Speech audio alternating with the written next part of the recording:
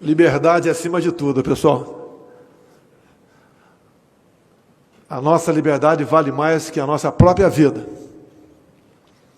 Estive aqui, nesse local, com o prefeito de Chapecó, o nosso João Rodrigues, em 2016. Aqui estava cheio, lotado. Discutimos a questão do malfadado Estatuto do Desarmamento. E era também pré-candidato. Estive no total 4 vezes em Santa Catarina, um estado pelo qual eu me apaixonei desde a primeira vez que estive aqui. Todos nós já decidimos alguma coisa ou muita coisa ao longo de nossa vida. Um casamento, um filho, um pedido de demissão, seja lá o que for. Quantas vezes tivemos que decidir? E nós sabemos que pior que uma indecisão, pior que uma decisão mal tomada, é uma indecisão. Ou vão para lá ou vão para cá. Se ficar parado, o pior pode acontecer. E tem uma passagem bíblica de Provérbios 24:10. Se te mostrares frouxo no dia da angústia, a tua força será pequena. Nós temos que unir forças para vencer esse inimigo. Não podemos ficar em casa, ad eterno, esperando que a solução caia do céu. Lamentamos as mortes. É como num campo de batalha. Mas se nada fizermos, seremos derrotados. Desde o início da pandemia, quando lá atrás nós fomos buscar nossos irmãos em Wuhan, na China, e o trouxemos. Foram para Nápoles, foram sim submetidos a uma quarentena, se fazia necessário, para aqueles que estavam numa área contaminada naquele momento. Depois, sem problemas, eles voltaram para os seus lares, para os seus afazeres. Mas a preocupação estava dentro do governo federal. Começamos em março a tomar as decisões para enfrentar o vírus, que qualquer um sabia, em especial os médicos. Se algo acontece num país e 2, 3, 4 meses depois você fica sabendo, é sinal que aquilo, praticamente, hoje em dia, se espalhou pelo mundo todo. Tivemos um primeiro ministro da Saúde, a gente não esperava enfrentar esse problema. E o protocolo dele era, fique em casa. Quando sentir falta de ar, vá para o hospital. Onde eu questionei, doutor Queiroga, olha, vai para casa, falta de ar, vai para o hospital para fazer o quê? Para ser entubado? Por que não pode ter um tratamento imediato? Olha a questão do off-label, fora da bula, é um direito, é um dever do médico. Ele tem que buscar uma alternativa. Ou até mesmo, se um paciente está com uma certa doença e não tem aquele remédio específico, comprovado cientificamente, ele tem que buscar outra alternativa. Como na Guerra do Pacífico. O soldado chegava ferido e não tinha sangue para transfusão. Começou-se ali injetar água de coco na veia do ferido e deu certo. É uma realidade ou não é? Começou-se uma grande preocupação. O que fazer, então, para combater o coronavírus? Chamei o ministro da época. No protocolo dizia que tinha que ministrar, que poderia ministrar tal medicamento somente em estado grave. Eu falei para ele, não sou médico, mas se estado grave, segundo o teu protocolo, pode dar certo, por que não começa, desculpe a redundância, no início? Houve um problema entre nós. Eu não sei como salvar vidas. Eu não sou médico, não sou enfermeiro. Mas eu não posso tolher a liberdade do médico, ou até mesmo do enfermeiro. Ele tem que buscar uma alternativa para isso. Será que o sentir falta de ar era para comprar respiradores a qualquer preço naquela época? Daí apareceu a questão do achatamento da curva. Devemos achatar a curva com medidas de isolamento para que os hospitais se preparem com leitos de UTI e com respiradores. Nós, governo federal, fizemos a nossa parte, mas era uma doença desconhecida por parte de governadores e prefeitos também. Mas fizemos a nossa parte. Apareceram as medidas restritivas, que eu nunca fui favorável a elas, a não ser numa emergência, a não ser naquele momento, para você melhor preparar as suas unidades de saúde. Lamentavelmente, isso continua valendo. Quem abre mão de 1 milímetro da sua liberdade em troca de segurança, está condenado no futuro não ter segurança e não ter liberdade.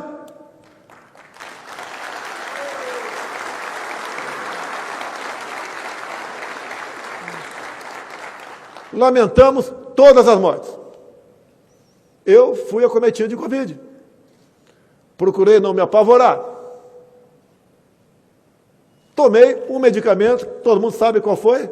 No dia seguinte estava bom. Muitos fizeram isso. Agora, não podemos admitir impor limite a médico. Se o médico não quer receitar aquele medicamento, que não receite. Se outro cidadão qualquer acha que aquele medicamento não está errado, não está certo, que não tem comprovação científica, que não use, é a liberdade dele. O off-label, fora da bula, é o médico com o paciente. Hoje tem aparecido medicamentos ainda não comprovados, que estão sendo testados. E o médico tem essa liberdade, tem que ter. É um crime querer tolher a liberdade de um profissional de saúde.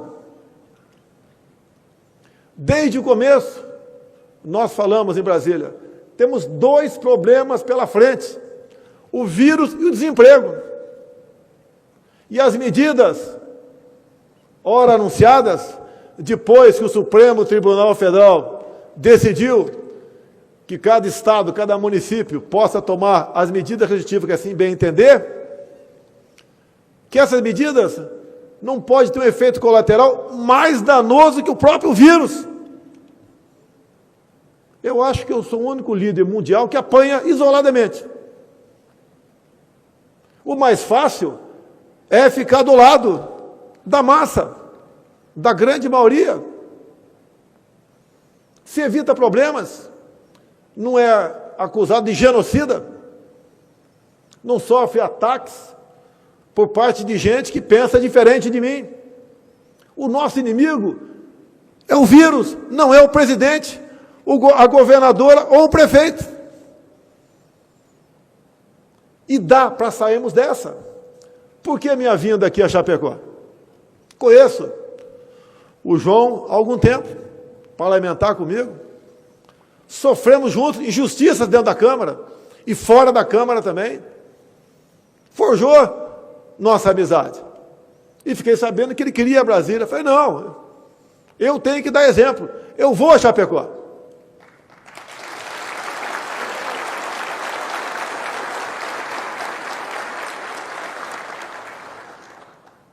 A imprensa sabe disso, vocês estavam fadados a ficar lá fora. Falei para o João, João, aqui quem manda é você. Por mim, a imprensa entra. Ele falou, se por você entra, por mim também entra. E está aqui a nossa imprensa.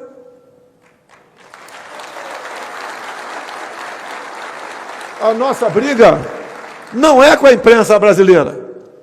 O que nós queremos é cada vez mais essa imprensa divulgue a verdade dos fatos. Não é tolhendo, censurando, seja lá o que for, que nós vamos achar uma solução para esse grave problema que nós temos. Eu prometo não falar em proxalutamida, porque se eu falar, já vai ser criminalizado a partir de agora.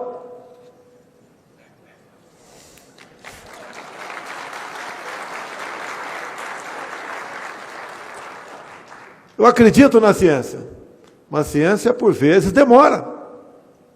Vocês lembram lá, quem lê a Bíblia, já assistiu o filme daquela época? A época de Cristo, quando ele nasceu. O grande mal daquele momento era a lepra. O leproso era isolado, distância dele. Hoje em dia temos lepra também, continua.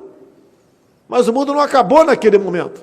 Depois, para comer etapas, tivemos a questão da AIDS, no início dos anos 80. Isso mesmo, doutor Queiroga? Eu lembro que eu estava abaixado no hospital com os 4 membros, né, fraturados. E convivi com alguns que chegavam para baixar no Hospital Central do Exército. Naquela época, o que foi usado para combater o HIV? O AZT. Ou não foi? Coquetel do AZT. Era comprovado cientificamente? Não. Se não tivesse usado, não chegaríamos no futuro ao coquetel, que dá quase uma condição de vida normal àquele que contraiu o vírus. Agora, por que não se combateu também? Porque era o HIV mais voltado para uma classe específica, que tinham comportamentos sexuais diferenciados, e também se contraía via injeção, via compartilhamento de agulhas. E ninguém foi contra. Isso foi ou não algo off-label, algo fora da bula? E chegou-se a bom termo no futuro. Até hoje ainda não temos uma vacina para isso. A mesma coisa agora, a questão do Covid-19. Por que essa campanha mundial contra métodos, contra médicos e contra quem fala no tratamento imediato? Por que isso? O que está acontecendo com o mundo? Olha o Brasil. Eu visito comunidades. Antigamente, o nome era outro, era favela. Sempre andei no meio do povo. As 2 últimas que fui em Brasília, favela, comunidade Chaparral. Minha senhora, dá para abrir a sua geladeira? Não tem mais nada lá dentro. Uma outra, manicure, ganho 0. Ganhava 3 mil por mês, passou para 0. A mesma coisa na comunidade Tapuã, sábado passado. Estão empobrecendo o povo brasileiro. Qual é o nosso futuro? Sem emprego, sem economia. Por que determinados países da África ninguém fala em vacinar? Porque não tem dinheiro. Não tem vacina hoje em dia para todo mundo. Na África, não existe nada. Existe ivermectina. Para combater a cegueira dos rios, combater outras coisas, junto com a hidroxicloroquina, para combater a malária, e procure saber o que acontece com aquele povo no tocante à Covid. Não vou entrar em detalhes aqui. Daqui a pouco vão me chamar de negacionista ou terraplanista. Não tem mais do que me acusar depois daquelas quantidade de acusações que sofri durante a pré-campanha e a campanha de 2018. Mas nós temos que buscar alternativas. O próprio ministro disse, liberdade para o médico. Vamos buscar alternativas. Não vamos aceitar a política do fique em casa, feche tudo, lockdown. O vírus não vai embora. Esse vírus, como outros, vieram para ficar. E vão ficar a vida toda. É praticamente impossível erradicá-lo. E até lá, vamos fazer o quê? Ver o nosso país empobrecer? Ou ver pessoas, como existem milhões por aí, completamente esquecidas, abandonadas, sem nada para comer? Nós temos tínhamos, 38 milhões de informais, que viviam fazendo o quê? De bico. Vendendo algo em praça pública, num cruzamento, na praia, no estádio, nas arquibancadas, Estão fazendo o que hoje em dia? Nada.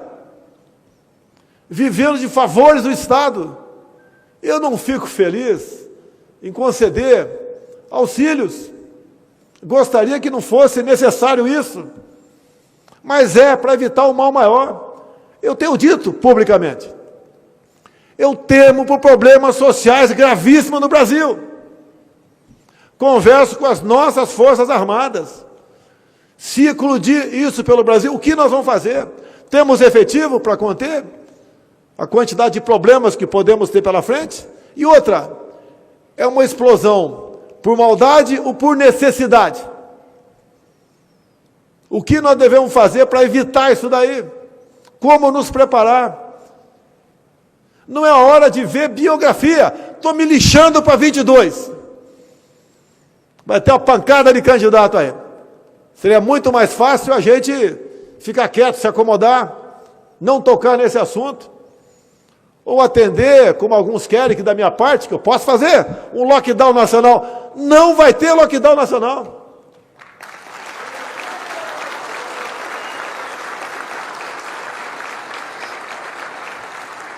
Como alguns ousam dizer por aí que as Forças Armadas deveriam ajudar alguns governadores nas suas medidas restritivas. O nosso Exército Brasileiro não vai à rua para manter o povo dentro de casa.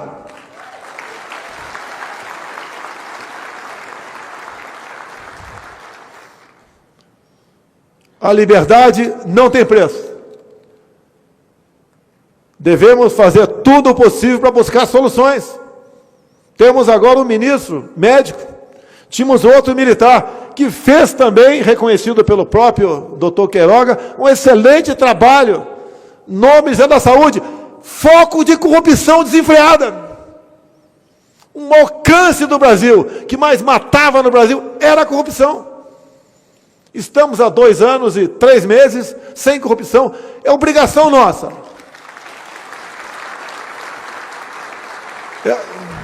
É obrigação da nossa parte. Mas não era assim. Conseguimos formar um ministério técnico. Compare os nossos ministros com os anteriores. Com todos os problemas que o Brasil vem atravessando, nós conseguimos fazer muita coisa. Com menos dinheiro, com orçamento achatado, com um teto para gastos. Se aparecer um problema de corrupção, a gente vai tomar providência. Que pode acontecer. Cada ministério é uma enormidade de afazeres que tem pela frente. O Ministério do Desenvolvimento Regional tem mais de 20 mil obras pelo Brasil. O Ministério do Tarcísio, representado aqui pelo Marcelo, aqui do meu lado, é um ministério também sempre cobiçado. Vocês sabem por quem? Para melhor atender às necessidades do povo brasileiro ou às necessidades de alguns grupos? De alguns grupos. Isso pesa para mim. Não me faltam problemas.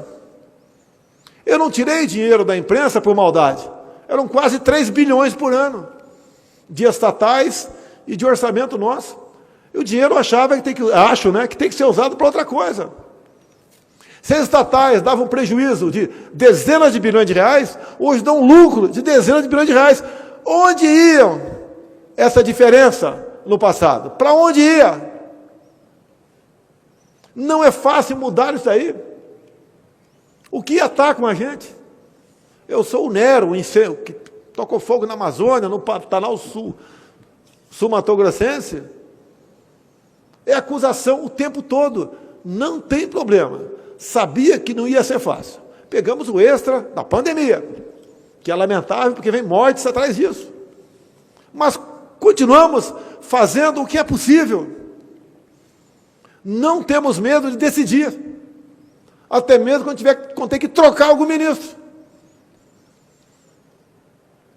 Eu sempre falo para os ministros, em especial no tocante à pandemia, não basta você fazer um excelente trabalho no seu ministério. Você tem que ter uma visão política maior. Saber do que está em jogo. O que alguns fazem no tocante à pandemia para buscar desgastar o governo. Falei no passado, né, que a vida de presidente não é boa. Não é boa para o presidente que quer fazer a coisa certa. Quando quer fazer a coisa errada, parece que é mais fácil no Brasil. Mas estamos mudando isso daí. Eu quero parabenizar a Santa Catarina, a nossa prezada governadora que está aqui. Eu acho que nem ela achava que ia ser governadora um dia, porque ninguém quer a maldade para quem é o titular, né? Mas também pegou um problema sério pela frente. Tenho conversado com ela. Não é simpatizante, é medida restritiva, só tomará algumas localizadas, se for necessário. E a minha vinda aqui, porque eu não quero falar muito, né? Teria muito o que falar. Eu quero que Chapecó seja uma cidade para ser olhada pelos demais 5.700 prefeitos do Brasil, se bem que tem prefeito que está na linha do João Rodrigues. Mas quando se fala em vidas, para nós, qualquer esforço é válido. Temos que estudar Chapecó, temos que ver as medidas tomadas pelo prefeito, as atuais medidas tomadas pela governadora. Nessa época toda, muita coisa de concreta fizemos. E tenho orgulho de dizer, uma das medidas mais importantes que tomamos, que evitou que um pouco mais de 10 milhões de pessoas perdessem o emprego, a ideia não veio de mim, veio de um senador de Santa Catarina, o nosso Pronamp, senador Jorginho Melo.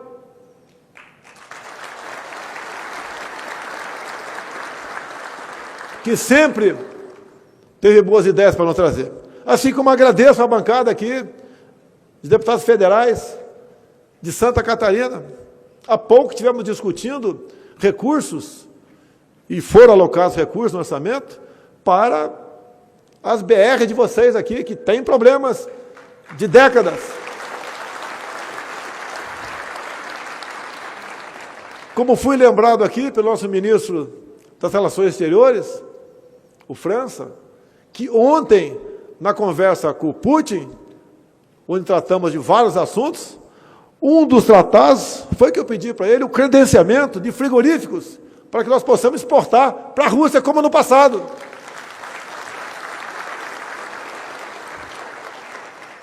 Nós importamos deles fertilizantes.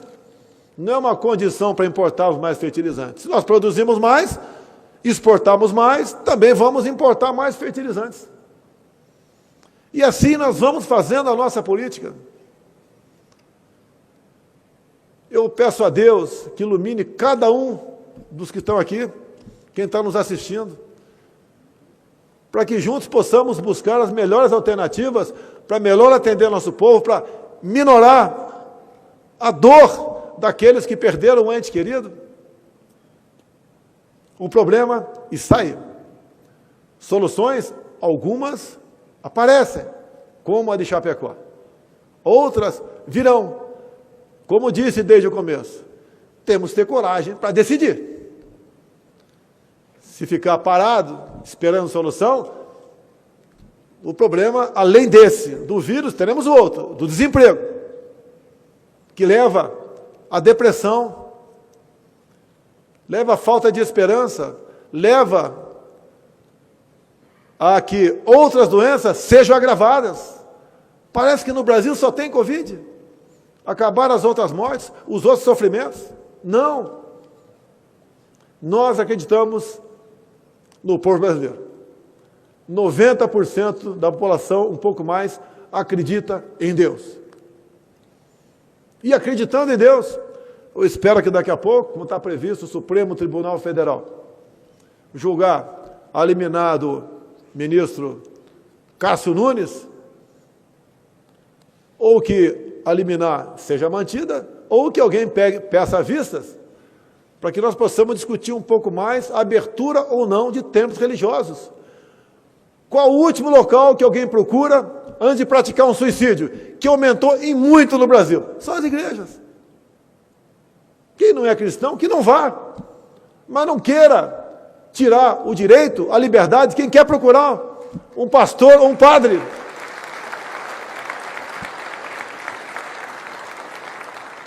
Estou muito feliz de estar aqui.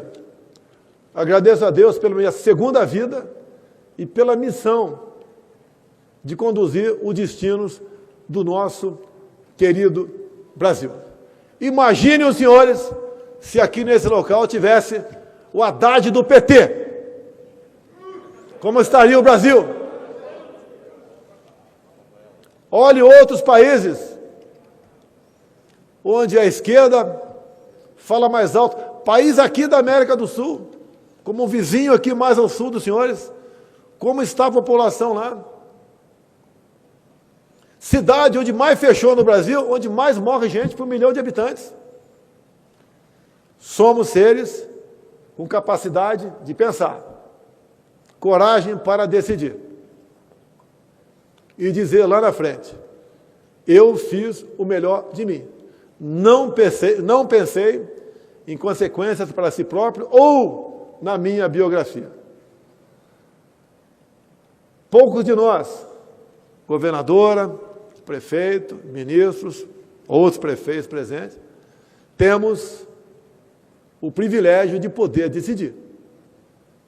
Não vamos decidir com aquilo que, por muitas vezes, outros pensam.